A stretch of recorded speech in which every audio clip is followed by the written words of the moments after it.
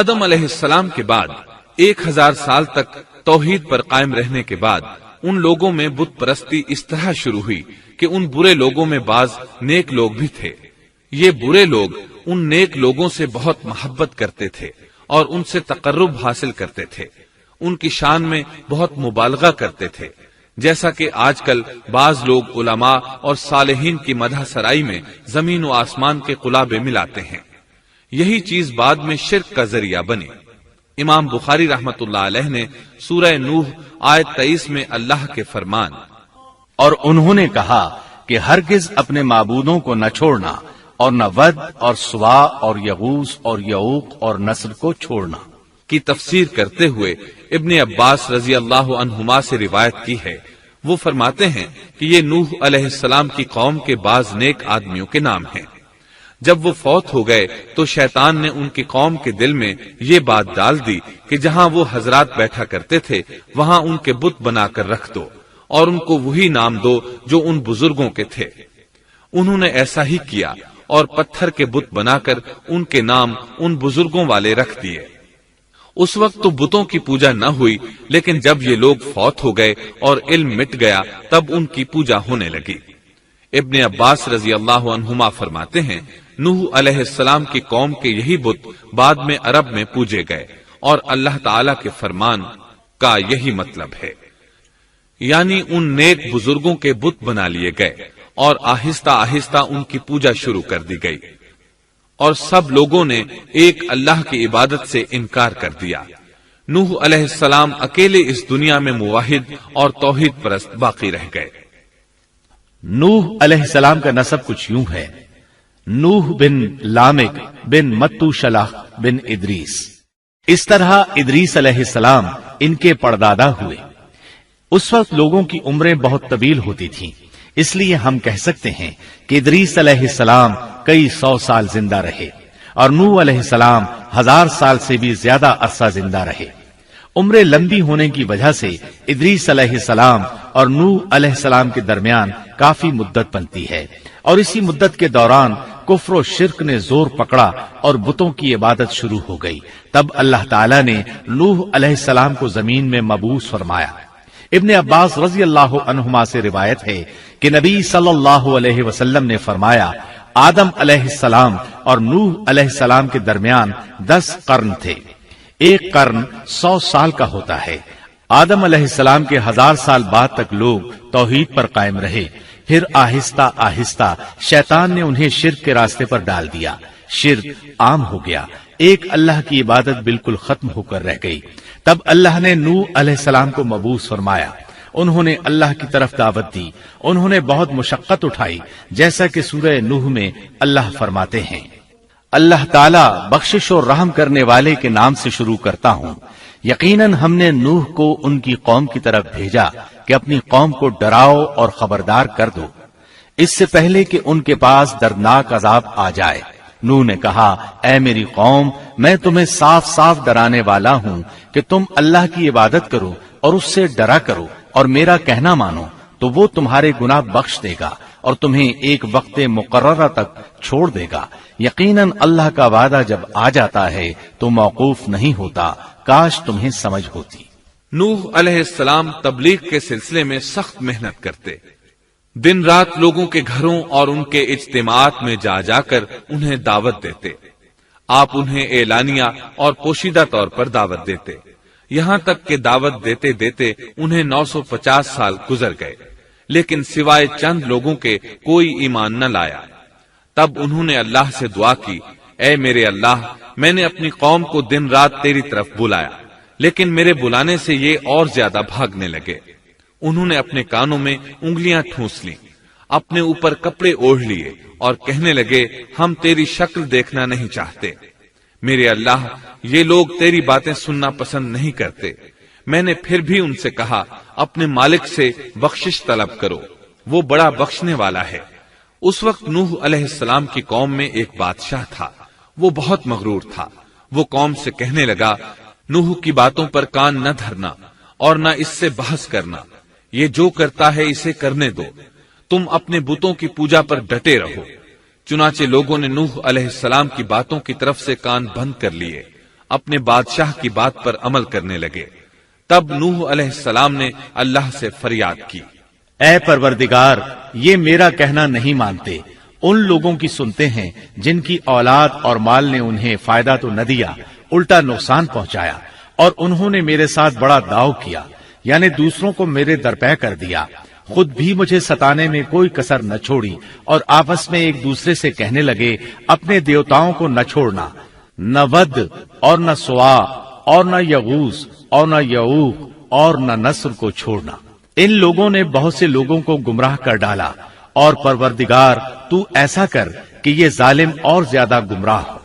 اس طرح نوح علیہ السلام نے 950 سال دن رات لوگوں کو اللہ کی طرف بلایا، لیکن اتنے طویل عرصہ میں صرف 80 کے قریب لوگ مسلمان ہوئے، اور ان ایمانداروں کی اکثریت فقراء، مساکین، ناتواں اور غلام قسم کے لوگوں پر مشتمل تھی، جن کی معاشرے میں کوئی حیثیت نہیں ہوتی۔ مشکل سے 10 ایماندار ایسے ہوں گے جو شرف و جاہ کے مالک ہوں گے۔ چنانچہ نوح علیہ السلام کے مغرور سرداروں نے جب اس صورتحال کو دیکھا تو اکٹھے ہو کر نوح علیہ السلام کے پاس آئے اور کہنے لگے، اے نوح، ہم چاہتے ہیں تیری باتیں سنیں اور لوگوں کو بھی تیری باتیں سننے کی ترغیب دیں اور سب تجھ پر ایمان لے آئیں، لیکن اس سے پہلے ہماری ایک شرط ہے، یہ کہ آپ کے حلقے میں جو یہ ذلیل اور حقیر لوگ آ گئے ہیں انہیں دھکے دے کر اپنے پاس سے نکال دے، اس لیے کہ ہم اپنی قوم کے سردار، چودھری اور مقام و مرتبے والے لوگ ہیں، اس لیے ہم ان فقیر لوگوں کے پاس نہیں بیٹھ سکتے۔ اگر آپ انہیں نکال دیتے ہیں تو ہم ایمان لے آئیں گے۔ اللہ تعالیٰ نے نوح علیہ السلام کی قوم کے ان سرداروں کی تردید سورہ ہود آیات 27 تا 31 میں کی ہے۔ اللہ تعالیٰ فرماتے ہیں، کافر سردار نوح سے کہنے لگے، ہم تو یہی دیکھتے ہیں کہ تو ہماری طرح ایک آدمی ہے، اور یہ بھی دیکھتے ہیں کہ صرف ان لوگوں نے تیری پیروی کی ہے جو ہم میں رذیل ہیں، وہ بھی اوپر کی عقل سے، اور ہم تو تمہیں کسی بات میں اپنے سے زیادہ نہیں پاتے بلکہ تمہیں جھوٹا خیال کرتے ہیں۔ نوح نے کہا، اے سردارو، بتلاؤ تو صحیح، اگر میں اپنے رب کی طرف سے جو دلیل آئی ہے اس پر قائم ہوا اور اس نے اپنی مہربانی سے مجھے سرفراز کیا اور تم سے وہ چھپی رہی، تو کیا زبردستی میں اسے تمہارے سر منڈ دوں گا، حالانکہ تم اس سے بیزار ہو؟ میری قوم والو، میں تم سے اس پر کوئی مال نہیں مانگتا، میرا ثواب تو صرف اللہ تعالیٰ کے ہاں ہے، نہ میں ایمانداروں کو اپنے پاس سے نکال سکتا ہوں، انہیں اپنے رب سے ملنا ہے، لیکن میں دیکھتا ہوں کہ تم لوگ جہالت کی بات کر رہے ہو۔ میری قوم کے لوگوں، اگر میں ان مومنوں کو اپنے پاس سے نکال دوں تو اللہ کے مقابلے میں میری مدد کون کر سکتا ہے؟ کیا تم کچھ بھی غور و فکر نہیں کرتے؟ میں تم سے یہ نہیں کہتا کہ میرے پاس اللہ کے خزانے ہیں اور میں غیب کا علم بھی نہیں رکھتا، نہ میں یہ کہتا ہوں کہ میں کوئی فرشتہ ہوں، نہ میرا یہ قول ہے کہ جن پر تمہاری نگاہیں ذلت سے پڑ رہی ہیں اللہ تعالیٰ انہیں کوئی نعمت دے گا ہی نہیں، ان کے دل میں جو ہے اللہ اسے بخوبی جانتا ہے، اگر میں ایسی بات کہوں تو یقیناً میرا شمار ظالموں میں سے ہوگا۔ اس پر نوح علیہ السلام کی قوم اور اکڑ گئی اور وہ کہنے لگے، اے نوح، بس بہت ہو گیا، تو نے ہمیں بہت ڈرا دھمکا دیا، اب اگر تو سچا ہے تو جس چیز کا وعدہ تو ہم سے کرتا تھا اس کو لے آ۔ نوح علیہ السلام نے ان کی بات سن کر کہا، عذاب لانا تو اللہ کا کام ہے، اللہ کو کوئی عاجز نہیں کر سکتا، اور جب اس کا عذاب آ جائے گا تو کوئی بھاگ نہیں سکے گا۔ اس کے بعد نوح علیہ السلام کی قوم کا ان سے آمنا سامنا ہوا تو انہوں نے ان سے کہا، اے میری قوم، اگر تم پر یہ گراں گزرتا ہے کہ میں تم میں رہتا ہوں اور تمہیں اللہ کی باتیں سنا رہا ہوں، تم اس سے چڑھتے ہو اور مجھے نقصان پہنچانے کے درپے رہتے ہو، تو سنو، میں صاف کہتا ہوں، مجھے تمہارا کوئی خوف نہیں، تمہاری کوئی پرواہ نہیں، تم سے جو ہو سکے کر گزرو، میرا جو بگاڑ سکتے ہو بگاڑ لو، تم اپنے شریکوں اور جھوٹے معبودوں کو بھی بلا لو اور مل جل کر مشورے کر کے بات کھول کر پوری قوت کے ساتھ مجھ پر حملہ کرو، تمہیں قسم ہے تم میرا جو بگاڑ سکتے ہو بگاڑ لو، اس میں کوئی کسر اٹھا نہ رکھو، مجھے بالکل مہلت نہ دو، اچانک مجھے گھیر لو، میں بالکل بے خوف ہوں، اس لیے کہ تمہارے راستے کو میں باطل جانتا ہوں، میں حق پر ہوں، حق کا ساتھی اللہ ہوتا ہے، میرا بھروسہ اسی عظیم ذات پر ہے، مجھے اس کی قدرت کی بڑائی معلوم ہے۔ نوح علیہ السلام نے واضح الفاظ میں اپنی قوم کو چیلنج دیا، لیکن کسی میں طاقت نہ ہوئی کہ وہ نوح علیہ السلام کا مقابلہ کر سکے۔ چنانچہ کہنے لگے، اسے چھوڑ دو، یہ مجنون اور بے وقوف ہے، نعوذ باللہ۔ بہرحال معاملہ اسی طرز پر چلتا رہا، یہاں تک کہ سال ہر سال گزر گئے، لیکن کوئی مسلمان نہ ہوا۔ پھر پہاڑ پر رہنے والے لوگ روز بروز برائی میں ترقی کرتے چلے گئے، اور جو لوگ شروع میں ایمان لائے تھے ان کے علاوہ اور کوئی شخص ایمان نہ لایا۔ نوح علیہ السلام انہیں مسلسل دعوت دیتے رہے مگر بے اثر، یہاں تک کہ اللہ تعالیٰ نے نوح علیہ السلام کی طرف وحی کی کہ اب کوئی شخص ایمان نہیں لائے گا۔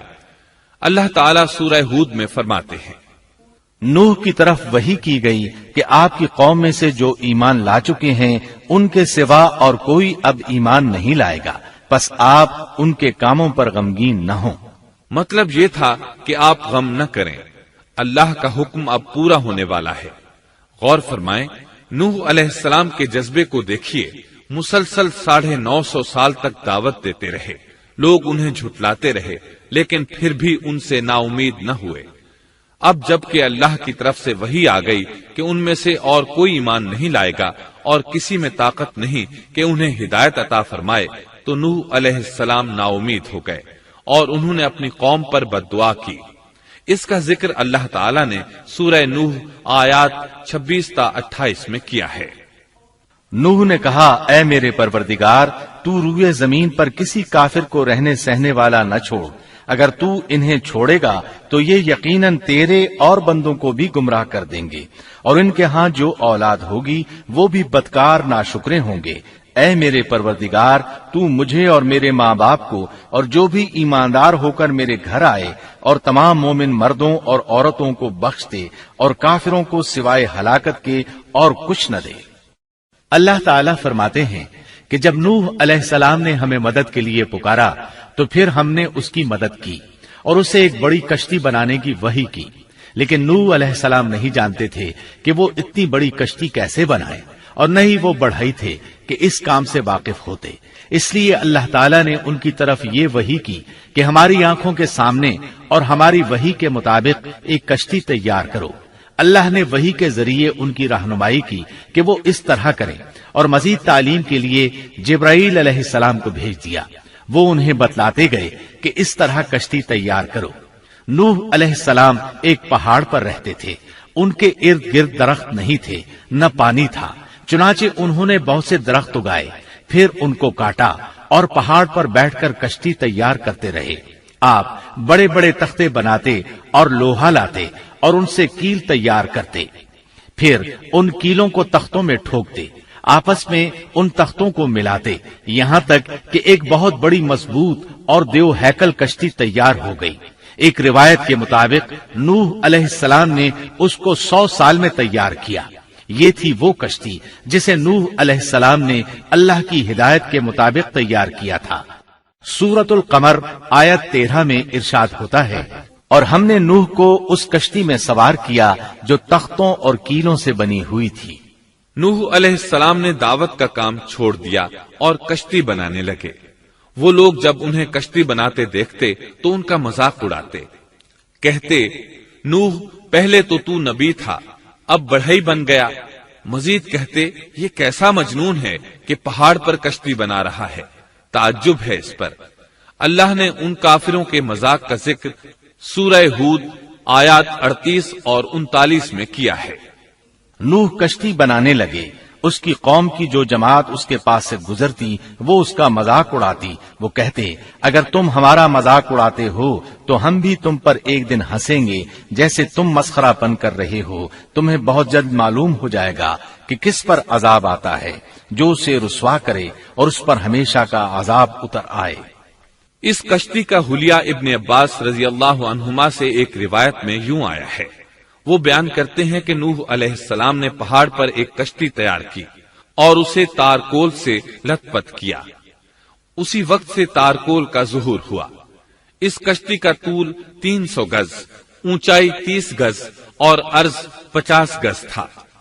ایک اندازے کے مطابق اس کا طول 1 کلومیٹر سے زیادہ تھا اور اس کی بلندی اور گہرائی کے بارے میں کہا گیا ہے کہ 30 ہاتھ تھی، اور یہ کشتی عام کشتیوں کی طرح اوپر سے کھلی ہوئی نہیں تھی، بلکہ جس طرح اس کو نیچے سے بند کیا گیا تھا اسی طرح اوپر سے بھی بند کیا گیا تھا، تاکہ اوپر سے جو بارش برسے وہ انہیں نقصان نہ دے، اور جس طرح نیچے والے غرق ہونے سے محفوظ رہیں اسی طرح اوپر والے بھی محفوظ رہیں۔ گویا وہ ایک گیند کی مانند تھی۔ اس میں الگ الگ 3 درجے بنائے گئے تھے، ہر درجے میں ایک دروازہ تھا، اور یہ 3 دروازے اس طرح تھے کہ ہر دروازے کے اوپر ایک دروازہ تھا۔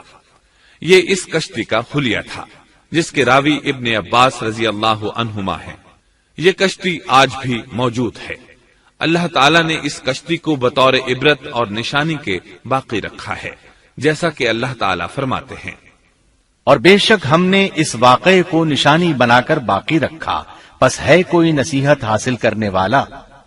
اس صدی میں علماء کے ایک گروہ نے اس کشتی کو ترکی کے ایک پہاڑ پر پا لیا ہے۔ اب وہ 2 ٹکڑوں میں تقسیم ہو چکی ہے۔ اس کا حلیہ وہی تھا جو بیان ہوا۔ اللہ کا فرمان سچا ثابت ہو گیا کہ ہم نے اس کو نشانی بنا کر باقی رکھا ہے۔ اس کے بعد طوفان آیا۔ اللہ تعالیٰ نے نوح علیہ السلام کو اس طوفان کے ظہور کی ایک نشانی اور علامت بتلائی تھی۔ نوح علیہ السلام کے گھر میں ایک تنور تھا۔ اللہ نے فرمایا، جب یہ تنور جوش مارنے لگے اور پانی اس سے ابلنے لگے تو سمجھ لینا اللہ کا وعدہ آ گیا۔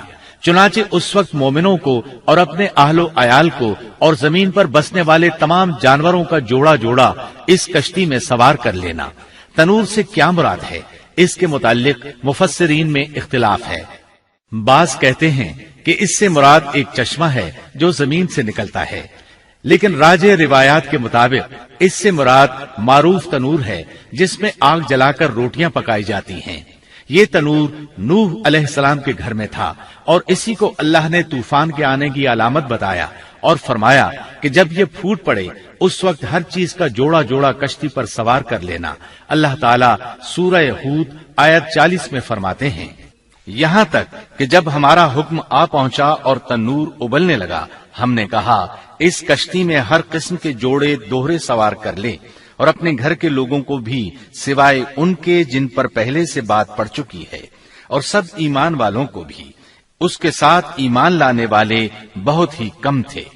کشتی میں سوار ہونے والوں کی تعداد 80 بتائی جاتی ہے۔ چنانچہ جب تنور جوش مارنے لگا تو نوح علیہ السلام کشتی میں سوار ہو گئے۔ کشتی ان کی بستی میں لوگوں سے دور پہاڑ پر تھی۔ اللہ کی قدرت کہ تمام قسم کے جانور بھی کشتی کے پاس آ گئے۔ نوح علیہ السلام نے انہیں بھی سوار کر لیا۔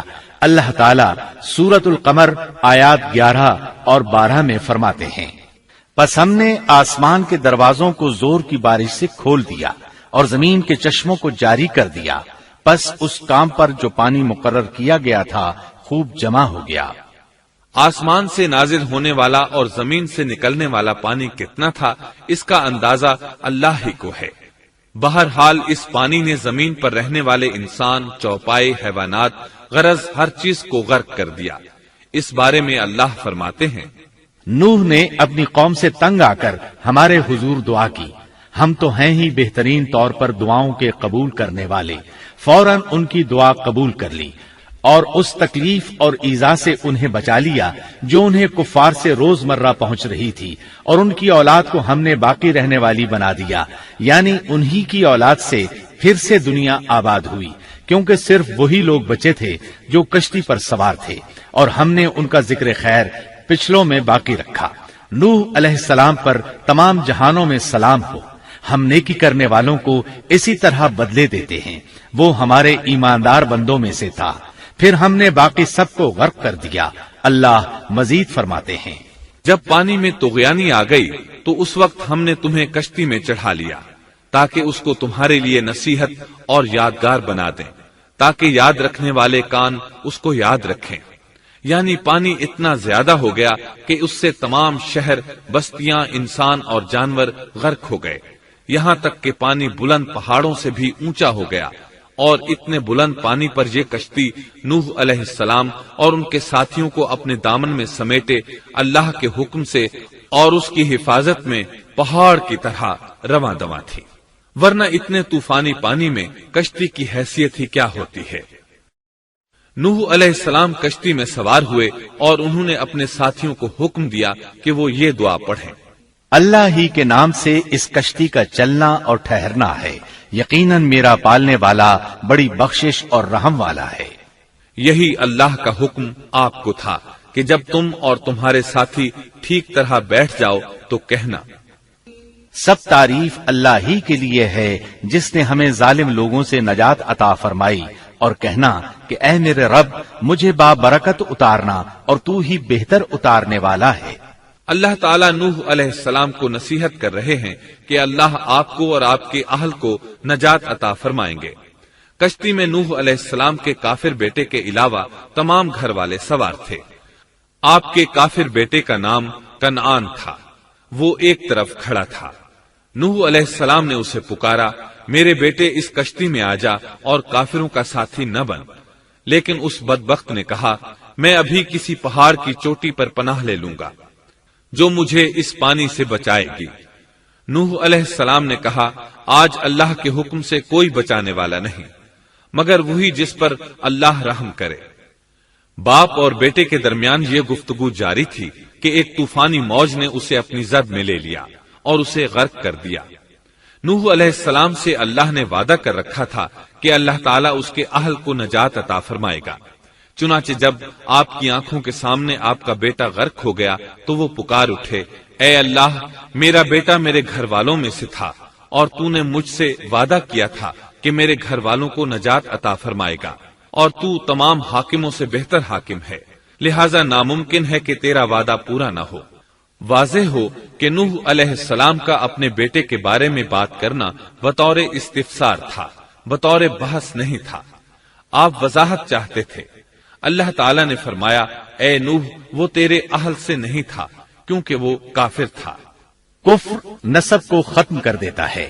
ایک مومن کا دوسرے مومن سے تعلق ایک مسلمان بھائی کے کافر بھائی سے تعلق سے زیادہ بڑا ہے، اور حقیقی اخوت وہ ہے جس کی بنیاد ایمان پر ہو۔ کفر تو نسبی تعلق کو کاٹ دیتا ہے، اس لیے اللہ نے یہ نہیں فرمایا کہ وہ کافر ہے، بلکہ یہ فرمایا کہ وہ تیرے اہل سے نہیں ہے۔ ہمارے لیے بھی یہی حکم ہے، کسی مومن کا کافر کے ساتھ رشتہ نہیں ہو سکتا۔ اس کے ساتھ اللہ نے نوح علیہ السلام کو نصیحت فرمائی کہ آپ ہرگز وہ چیز نہ مانگیں جس کا آپ کو مطلقاً علم ہی نہ ہو، اور ہم آپ کو نصیحت کرتے ہیں کہ جاہلوں میں اپنا شمار کرانے سے باز رہیں۔ جب نوح علیہ السلام یہ بات جان گئے کہ ان کا سوال واقعے کے مطابق نہیں تھا تو فوراً اس سے رجوع کر لیا اور اللہ تعالیٰ سے اس کی رحمت اور مغفرت کے طالب ہوئے۔ اس موقع پر انہوں نے دعا کی۔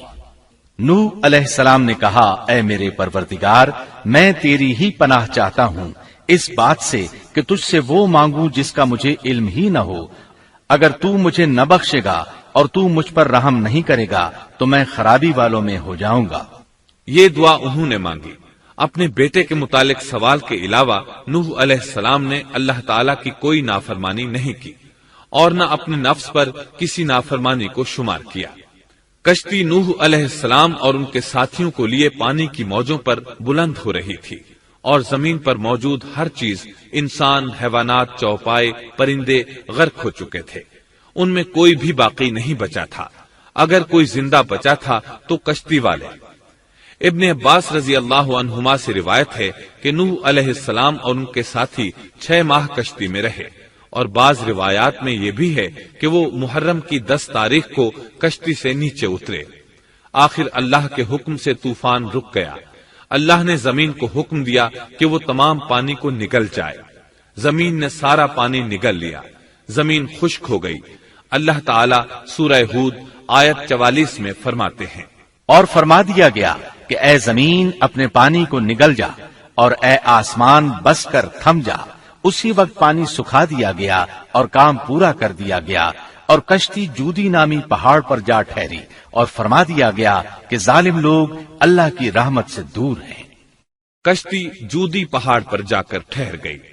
اب انہیں حکم ہوا کہ سلامتی کے ساتھ کشتی سے اتر آئیں، آپ پر بھی برکت نازل ہوگی اور ان قوموں پر بھی جو آئندہ آپ کی نسل سے پیدا ہوں گی، اور آپ کی نسل میں سے کچھ لوگ ایسے بھی ہوں گے جنہیں ہم فائدہ تو ضرور پہنچائیں گے، پھر انہیں ہماری طرف سے دردناک عذاب پہنچے گا۔